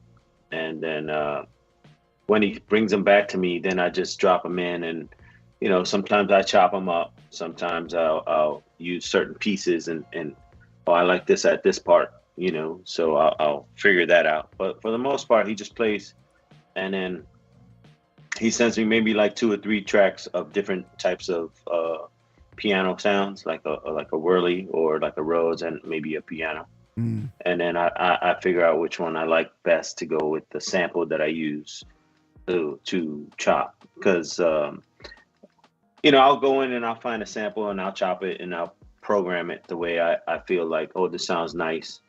And then I'll send him the session. And then he'll add to it and send me back the session. That's the great thing about music nowadays, is that, like, if you use Ableton like I do, I could just send you the entire session and you can just add on to it and then send it right back to me. That's sick. Dude, the project is amazing, my man. The project is so amazing. I'm not joking when I say I'm so glad you did not retire. Thanks, man. I really hope that everyone can just enjoy it for whatever it is. Like, a lot of times I make instrumentals just so that heads can say, oh, yo, I want to freestyle over this real quick when I'm driving on the freeway or heading home. And then a lot of stuff is like, well, now you can actually play this at a coffee shop or, you know, at, you know, a wine bar or whatever, you know what I mean? Yeah. So I can fit different type of Spotify playlists. I like it, man. Not that that's what, you know, I make music for, but you know, if that, I understand that that's what people, how they listen to music nowadays. Yeah. Like we got to understand and play the game a little bit. You know what I mean? Okay. Yeah. I don't like the streaming thing, but I understand that that's how we listen to music. Yeah, So right. even I listen to music that way. But I do try to stay to my roots and buy records as well. I still, like, everybody thinks I'm weird, all of my friends, because they're like, you know, get on Spotify, and I tell them no. Every single song in my phone I purchase. I don't have any playlists. Everything is purchased, and I buy the music and I keep it in my phone, and that's how I create my own playlist. Not me. Yeah. I always support, like, that's just the thing. Yeah. That's dope. That's dope that you do that, you know. But for the most part, I think Bandcamp is the best avenue for us independent artists, because we get most of the money, and it allows us to stay alive, man, you know, and not physically alive, but, you know, musically alive. You know what I mean? And shout out to them for sticking to, you know, how they started, and he's still been doing it, because they could have easily given in to trying to create a streaming platform for themselves and stuff like that too. And that's what Soup was saying when he was here, right? Like, Bandcamp is that. Yeah. Yeah, if I'm not mistaken, I think they got bought out by a major label. So, you know, I know that they're, you know, using that to their, but the fact that they still allow us to be independent, you know, knowing that, hey, you know, they can still win, you know, it's great. So what's next for you? You just put out 3D. How soon, do you put a timetable on how soon you want to drop your next project, or just whenever you're finished with something you decide to drop? Something's coming out early next year, Okay. Ooh. and I just can't say what it is. Is it a but collab with somebody else? I can't say what it is. But, no, seriously, I can't say what it is. Okay. Okay. But Sounds important. it's done. It just needs to. I just need to send it to the lab to press vinyl. But I gotta sell more records. That was a question I wanted to ask. I'm sorry, I didn't mean to cut you off. So when I was listening to the project, do you mix and master your own work? Or I do not. Okay. I used to back in the day, and my music sounded like trash because I don't know how to mix and master. So Daniel Steele has blessed me with his mixing talents. And again, look, I have a lot of good people in my life that help me, with the things I need. But I also know that they do this for a living. So I pay people for their services. Yeah. You know what I mean? It's just like if he's gonna take time out of his life, with his work, which is music, and then his wife and his family, I can't just say, "Hey, yo, hook me up," because we're homies. I'm gonna make sure your wallet is taken care of, and I might even say, "Hey, yo, I just I bought you this plugin, so you can use it, something that he'll drop hints every once in a while, like, yo, have you seen this? And then I'll say, okay, I know that's what he wants. I like that. It's like a kid making their little wish list. I know, right? In the store. Yeah. I really wish I had one of these. But because he's that valuable to me, and that not just musically, but he's my brother. Like this dude, like we talk to each other maybe 2-3 times a week, just on some, how are you? Yeah. He texted me today. He was on a plane flying home from Sacramento to Dallas. I was on a plane flying from LA to Hawaii, and we were texting each other on planes. Like, hey, yo, get home safe, and I'll talk to you in a couple days. He hit me up a couple months ago. He was like in Vegas for a minute, and it was like we couldn't connect. But yeah, shout out to Daniel Steele, man. I mean, there's a lot of dope artists out there, a lot of dope producers out there doing some great things. Just like I said, like Peace said, like Dodo said, Joe Seif said, buy some stuff. You guys are all spending $15 on Starbucks or whatever. You could spend $10 or $15 on an album. So make sure you support the artists. That keeps them going, that keeps them motivated even.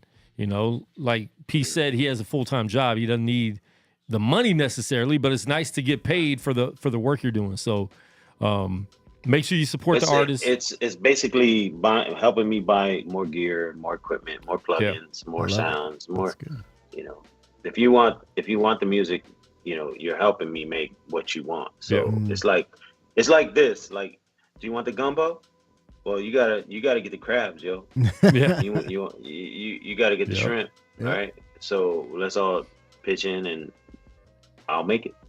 One of the coolest things that I've heard throughout this whole conversation with you is, and I hope everybody else who's watching picked up on it, everybody that is in your circle that helps you with your calling, with your talent and what you do, it's always like you're always saying how there's a connection there as a human being first. Like, hey, what's up, my man? I just want to know how you're doing. I just want to touch base and say what's up. Or like, hey, like with the TRs, we get together for birthdays and for barbecues and nothing else. Like, it's good to have creative people in your life, but it's better to have friends in your life. And the fact that they're creative is just like the icing on top. I hope that, like, if that is something that I feel like, and I don't want to sound like the grumpy old man, but more of the younger generation needs to know we need connections as human beings and friends before work, before music, before anything else. Friends, you know what I'm saying? Like family. That's dope. I think that's really for sure. dope. Yep. Brotherhood is definitely important,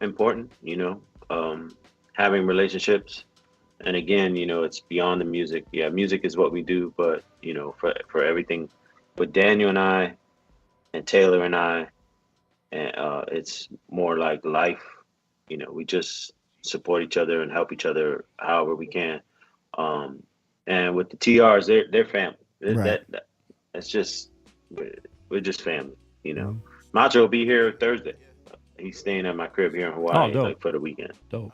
So and we got some stuff planned, and we're just gonna enjoy life. Dax was here in February, so.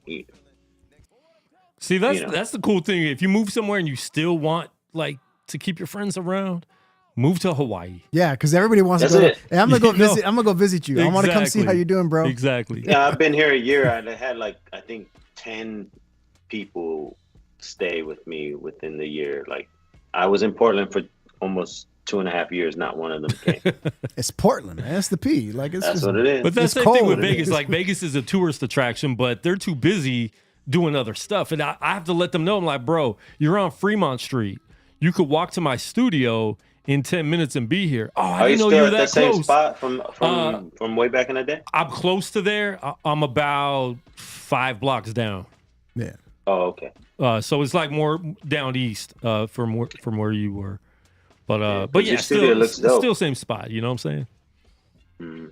Right. Well, when I get to Vegas, I'll make sure I stop in. Yeah, Oh, for sure, man. man. For sure. Yeah, you have to see the new spot. It's a lot bigger than the one you were in. That was 200 square feet. This is 800. We doing a lot more video stuff. And yeah, like I said, man, last time you were here, like did we even do an interview or you were just chilling? I'm not even sure if we talked. I think we were just chilling. Yeah, we were just chilling. But Yeah. this is the first time we've actually done a video interview. So I mean, that's how long it's been since we've had you on, because we used to just do phone calls. So Right. yeah. It's dope. Well, we got to do it a lot more often, man. I definitely appreciate you taking your time, to come on with us and talk about the album and just keep making dope beats, man. Because I use them for my little reels all the time for my UFC fighters. So I know. I see what you're doing. Just because I don't comment, don't mean I ain't watching. You know what I mean? I see it. yeah, for sure. I appreciate it. Yeah. Some of your stuff's all over some UFC fighters content. So That's dope. one more comment and then we'll go. My homie Def 3 just performed in Las Vegas last night at some festival. Okay. Mm-hmm. Well, I don't know him. But shout out to the journalist all the way from Canada checking out your stuff. And I know he's probably going to take the whole album and freestyle over it on his TikTok for the whole, how long is the album? Like 40 minutes? 33 minutes. 33 minutes. So, yeah, he'll probably have a whole TikTok freestyling over those beats. But shout out to him. And shout out to everybody else listening. Peace. Give your last final thoughts and shout out anybody and your social media handles. Renee _ Peace586 _ Vasquez is my IG. I basically live there. I have a Twitter, I have Threads. I do not have a TikTok because I don't need more garbage in my life. Tell him. But yeah, I basically use my IG for my music and my life, but Yeah. I would say 80% music. What do I say? Yo, seriously, if you want to do something for artists, support them with your money. I'm not even speaking about just me. Randomly go on Bandcamp and just scroll through people's libraries, and if you hear something you like, buy it. Spend $10, spend $15, and just buy it. It'll bless them. It'll encourage them to keep creating, and it'll give them a sense of stability to know that what they're doing is worthy. It's worth something. That's good. A lot. When I have 2 kids, right? They're grown now, but a lot of the life that their lives as kids, they needed some type of assurance, and you need to continue to feed into their lives. Like my son played basketball, and I kept buying him sneakers. I kept buying him basketballs. I kept telling, encouraging him, like keep doing you. You keep playing hard, doing your thing. You'll go somewhere with it. And he played college basketball. So for me, Gotta make like that with investment. artists, Yeah. you got to support them. You got to buy their stuff. You got to keep feeding into their lives. It's very important. So if you could do that one thing, and go to Bandcamp and buy my record or buy somebody else's, I don't care. Go. I've talked about Daniel Steele so much. Go to Daniel Steele's Bandcamp. I'm telling you, you will get stuff that will help you in your life sonically. Yeah, no, that's another one. It. Daniel Steele got some crazy instrumentals. He's a crazy artist. I mean, just everything he does. I got folders of Daniel Steele that never been out. Like, I'm just like, my God, this guy's he's an alien. Yeah, he really is. He really is. Seriously. His whole creative process and everything, man. He's an alien. He's crazy. There's no other guy I know that he can be out of town, like in another country or another state, and I can say, hey, how do you do this thing on Ableton? And he'll say, oh, just press command this, and then you see those 3 dots up in the right. He's not even on a computer. Huh. Wow. And he'll say, see those 3 dots? Oh, press that, and I'm like, dude, how do you know this? How do you know this? That's funny, man. And he'll tell me straight up, I'm a nerd, Renee. I'm a nerd. Hey, it pays to be a nerd these days, folks. It does. Really does. But, he's my favorite nerd. Yeah. Well, we appreciate it, man. And I actually got to go back and fully listen to the project you did with him, because I really didn't. I don't know what I was doing at the time it came out, but I was just on something else. But it's all good. We definitely appreciate you getting on, man. And I appreciate it too. Yeah, for sure. And we'll definitely have to do it more often. And of course, whenever you're in Vegas, get down here to the studio for sure. For sure, I will. All right. Well, that is Peace586. Make sure you guys go check him out, get the music, get the albums, and there's so much other stuff on the Bandcamp. So I mean, you're gonna hear beats you never imagined. So me and Weez the Satellite Kid, we've been talking about him coming to Vegas to do a live performance in the studio. We'll set up a little stage area and everything and get on Speak Life. So if you guys are going to be in the Vegas area, anybody that's going to be in the Vegas area, you can hit us up. We're going to be live every Tuesday, 7 p.m. If we have people in town, sometimes we might do a show.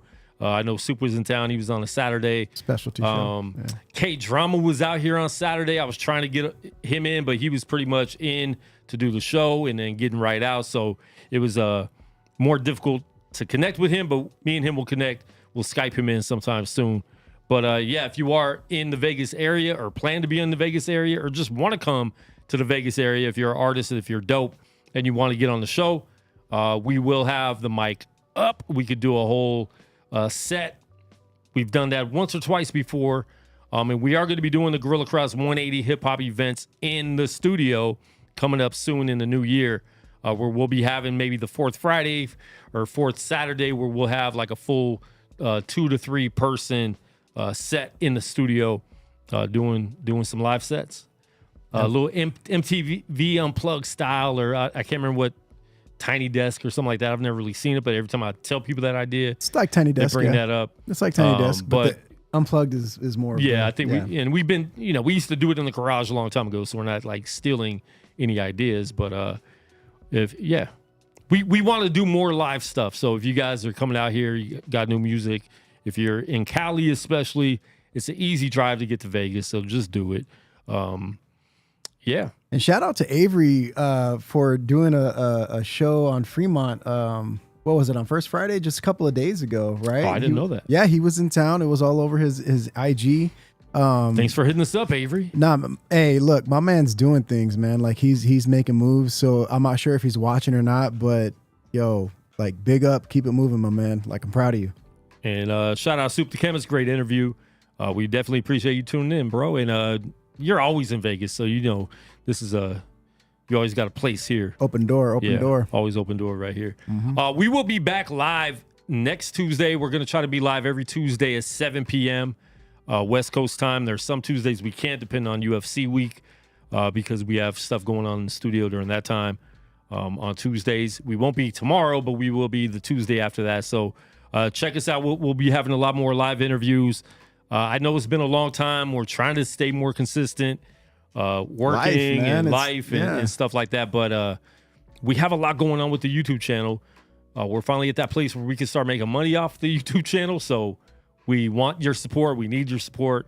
And yeah, so we definitely appreciate everybody who's been tuning in for a long time. If this is your first time watching our show, make sure you like and subscribe to the channel. Follow me at Quan59. My tag's up there. Follow Joe Seif. His tag's up there. Get some art from him if he tries to say, I don't know how much it's gonna, to charge. Like, just give him $300. He makes dope stuff.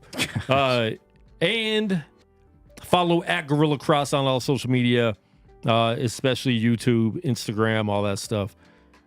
Listen, we don't buy fake numbers. We don't do all that stuff. So everything you see is organic. Or, I'll get a social media manager one day to help us out. But for now, you get what you get. Man, I had this conversation with my team at work, and they were talking about social media, and everybody laughs at me like I'm outnumbered because I'm always like, do not boost any posts that I post. Oh no, but we want more viewers. I'm like, do not boost any posts. Like, we like organic. Like it's like because we can get there. And I feel like there's too many of that. We buy our followers, and so it's not us we're not being like, oh, please, but we're like, yo, if you like the content that you're seeing here on Speak Life, follow. We want to boost everything organically, and all that stuff. So, listen, man, we only got one music submission tonight, so we will still play it because he is in the chat. We might have had another one. I'm not sure if we have. Oops. But the journalist sent something in. It's called Black Box. And my bad, I was thinking about playing it with Peace, but I know he had to go too, so I didn't want to hold him in too long. But we're going to do a music review. All right. And for those of you that this might be your first time watching the show, we do music and video reviews. We might be doing those on separate nights even, or different segments. Just because of the YouTube algorithm, we don't want, us getting hit on the copyright stuff. So we might stop the show and then come back on to do the music reviews after the interviews and stuff like that in the future. He said testimonial. Well, I forgot I have the chats now, so you could just read what he said. But here it is, the journalist with Black Box.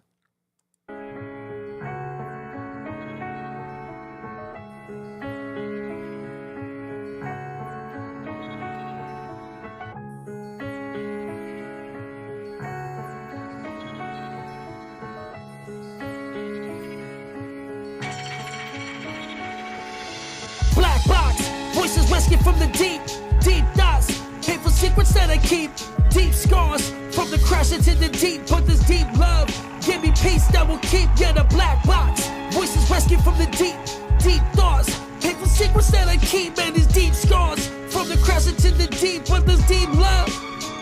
Yo, it was a great day when the flight began, sitting in the backseat, ready to follow the flight plan, staring at the window high above, feel I'm the man. Next thing I'm hearing Mayday, I'm praying we land, but let's go way back, sitting comfy in the first class. Nice meal with a nice fancy wine glass. I'm thinking back to my first grade 9 class, write rhymes all day about the nines and the crack.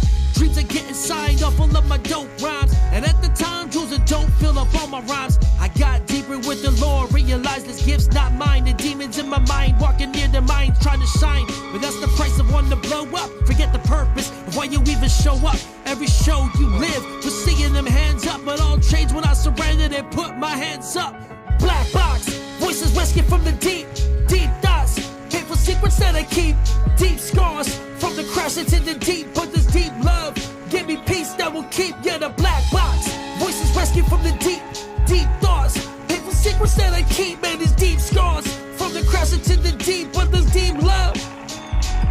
I fell asleep in my seat, then the turbulence hit. Thought it was normal, slight shift, then closed lids. Kept my sin in a black box with multiple locks. So much easier to rap than to walk on my talk.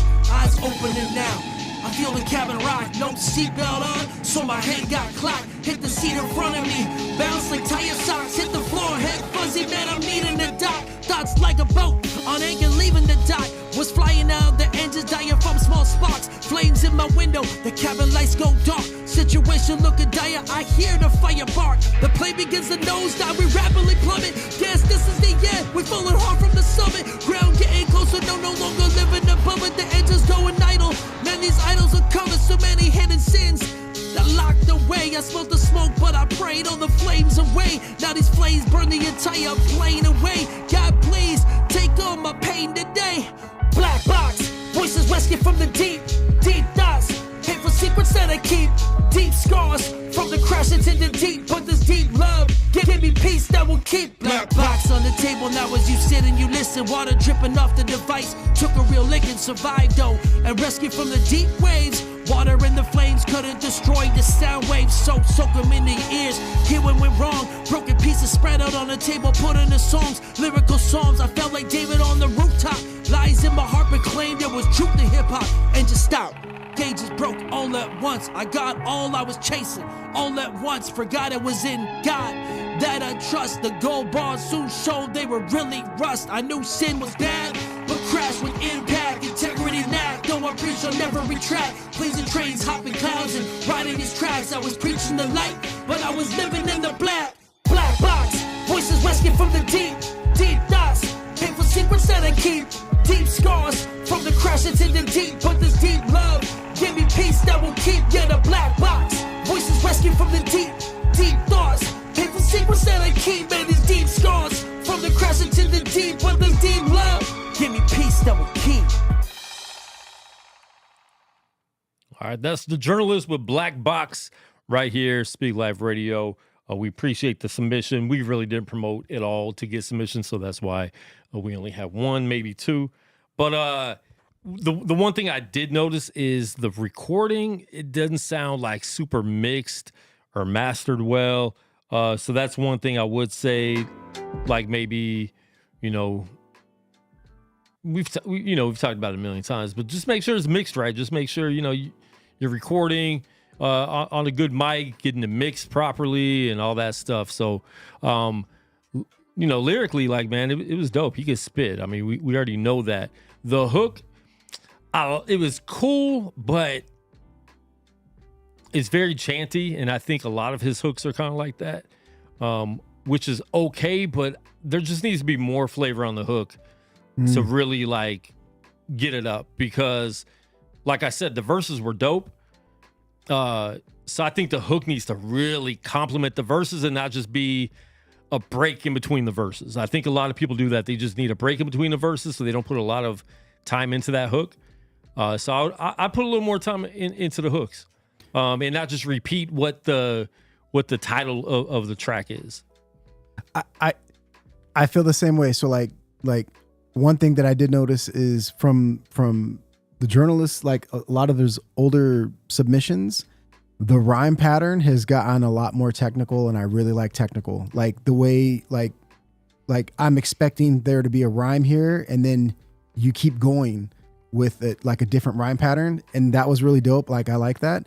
And for the hook, I wanted more of the hook. So like even in my mind, I was thinking like when you're like Black Box, and have it like maybe like a backtrack where it's like you repeat it, Black Box. You know what I'm saying?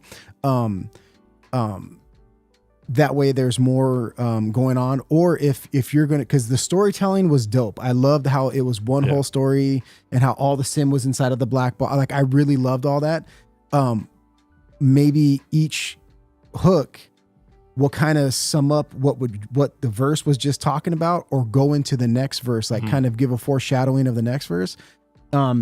And then definitely change the hook up a little bit. Yeah. And I know I see it, it was mixed and mastered. I'm not sure if maybe it's my headphones or not, but it sounded like the mic was muffled. Like if you had it like this. Yeah, there was That's some things. kind of what it sounded like. Yeah, I didn't like the mix. If it was mixed, I didn't like the mix. I think it could have been mixed a lot better. Made the vocals sound a little fuller. Yeah. And yeah, I mean, it was still cool. It's not like it was like horribly mixed. The mix could have been a lot better. But we need more storytelling from Philly. No, this is a journalist from Canada. Canada, yeah. But yeah, the storytelling part, my man, like A+. Like we need more of that. I think everybody should, if they're listening, like give us more stories to tell, because it takes the listener through Like, hey, we're Yeah. gonna listen to the song because we want to know how it ends. You know what I'm saying? Like, we need that. But give the hook something to keep people in, so they actually do key into the verses too. Right. So that's one piece of advice I would give to you. But it was still good, still a good track.